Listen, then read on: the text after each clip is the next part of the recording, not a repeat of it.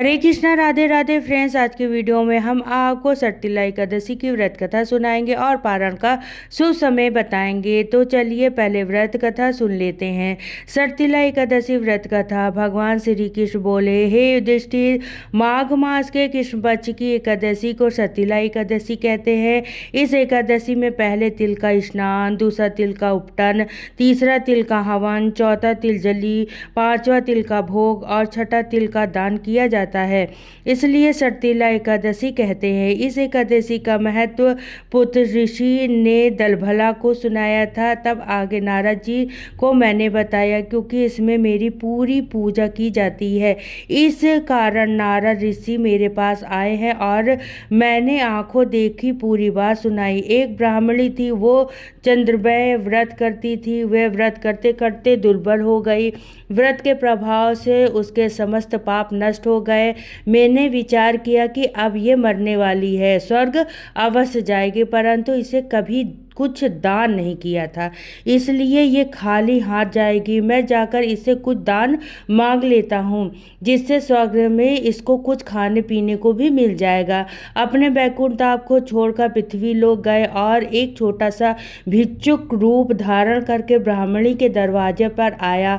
जब मैंने ब्राह्मण से भिक्षुक मांगी तो बहुत बार मांगने पर ब्राह्मणी ने मुझे एक मिट्टी का डाला दे दिया। अन्न तब भी नहीं दिया, दान नहीं किया। अब मैं मिट्टी का डाला को लेकर अपने बैकुंठ धाम आ गया। कुछ दिन बाद ब्राह्मणी की मृत्यु हो गई और ब्राह्मणी अपने शरीर को त्याग करके व्रत के प्रभाव से स्वर्ग लोक को चली गई और अपने गृह में गई तो देखा कि पूरा घर खाली है, अन्न वस्तु शून्य है। ब्राह्मणी अपने खाली घर को देखकर शीघ्र मेरे शरण में आई और पुकारने लगी, आप कैसे फलदाता हो? मैंने चंद्रोदय का व्रत किया है, जिसका फल निष्फल हो गया है। मैं उत्तर दीजिए, जो व्रत आपने किस पाप को भस्म करके वो व्रत आपको स्वर्ग ले गया, और जो हाथ से दिया वो भी आपको मिल रहा है। तब ब्राह्मणी बोली कि अब मैं क्या खाऊं, मैं कैसे रहूं,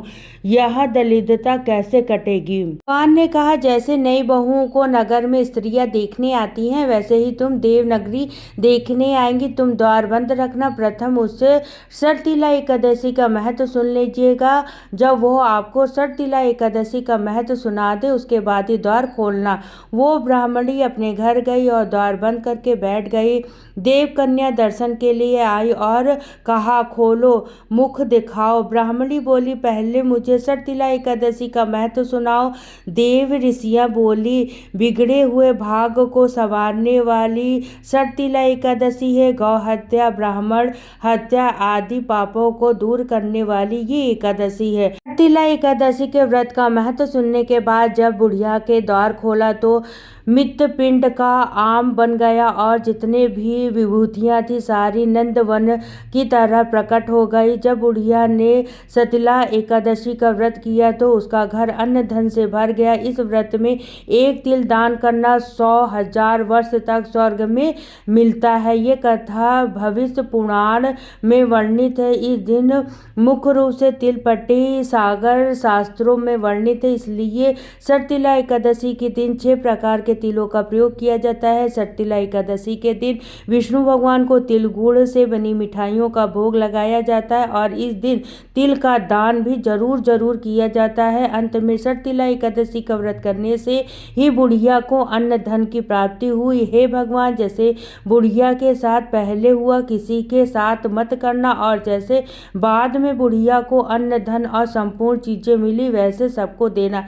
इस कहानी को कहते सुनते हुकारा भरते आप अपनी कृपा दृष्टि बनाए रखना। ये थी सटतिला एकादशी की कथा। अब हम एक गणेश जी की कहानी जरूर सुनेंगे। तो चलिए अब मैं आपको गणेश जी की कहानी सुना देती हूँ। एक बार एक गांव में एक बुढ़िया थी।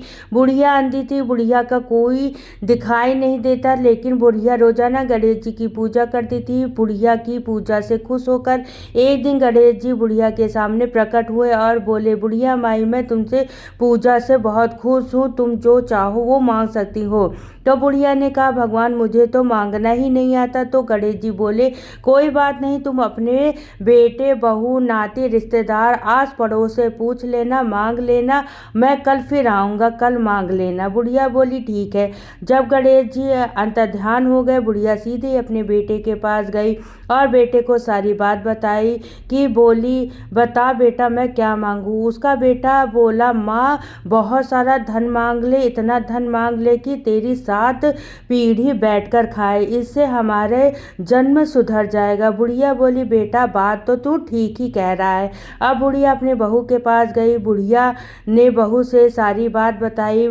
बहू बोली, माँ जी क्या करे कि धन का असली धन तो नाते पोते होते हैं, अपने लिए पोता मांग ले, पोता आपका जन्म सुधारेगा। बुढ़िया बोली, बेटा बात तो तू ठीक ही कह रही है। बुढ़िया अपने पड़ोसन के पास गई। पड़ोसन बुढ़िया की बहुत अच्छी सहेली थी। बुढ़िया ने सारी बात अपनी सहेली को बताई। उसकी सहेली बोली, क्या करेगी धन का, क्या करेगी पोते का, अपनी आंखें मांग ले, तेरा बुढ़ापा सुधर जाएगा। बुढ़िया बोली, बहन बात तो तू ठीक ही कह रही है। अब सबकी बात सुनने के बाद बुढ़िया शाम को अपने बिस्तर पर लेट गई। नींद नहीं आ रही थी, सारी बात घूमती रही, बस ये सोच रही थी कि कल क्या मांगूंगी, कल क्या मांगूंगी। ये सोचते सोचते सुबह हो गई। सुबह गणेश जी फिर आ गए। गणेश जी बोले, मांग बुढ़िया, क्या मांग रही है। बुढ़िया बोली, हे भगवान मांगना तो मुझे नहीं आता है, पर अगर आप खुश हैं तो बस इतना कर दीजिए, मैं अपने बड़े से महल में सोने के में अपने पोते को झूलते हुए देख लूं। बुढ़िया की बात सुनकर तो गणेश जी ठराके मार मार के हंसने लगे। बोले, बुढ़िया माई मैं तो तुझे बहुत सीधा समझता था, तू तो बहुत चतुर निकली, एक ही वरदान में पोता धन आंखें सब मांग लिया। गणेश जी तो बुढ़िया को सारी इच्छाएं पूरी हो गई, वो वरदान दे दिए, दे के अंतर्ध्यान हो गए। बुढ़िया का बड़ा सा महल हो गया, पोते हो गया और उसकी आंख भी दिखाई देने लगी। हे गणेश जी महाराज, जैसे बुढ़िया की इच्छा पूरी की, वैसे इस कहानी को कहते सुनते हुकारा भरते सबकी इच्छा पूरी करना और सबके घर को अन्न धन से भर देना।